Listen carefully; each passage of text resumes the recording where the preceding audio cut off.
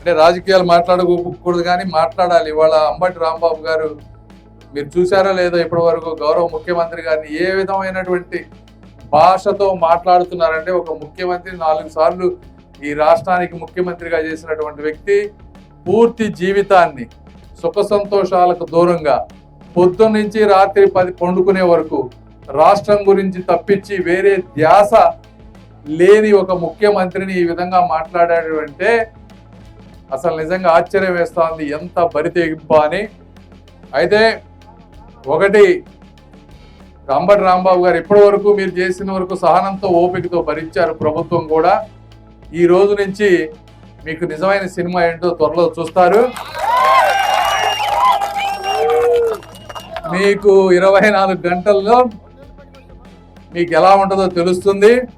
అది ఆ ట్రీట్మెంట్ ప్రతి ఒక్క ఎవరైతే ఈ విధంగా బరితెగించి మాట్లాడేవారో వాళ్ళందరికీ కూడా ఒక గుణపాఠంగా ఉండబోతుందని కూడా మీ అందరికీ నేను తెలియజేస్తా ఉన్నా. కార్యకర్తలందరూ కూడా తిరగబడదామంటే వద్దు కాదు అని చెప్పి చట్టబద్ధంగా వెళ్దామని నిర్ణయించాం. చట్టబద్ధంగా వెళ్తారు. అంబటి రాంబాబు గారికి తెలుస్తుంది ఇంకొకసారి అట్లా చేయకుండా ఉండడానికి. ఏదేమైనా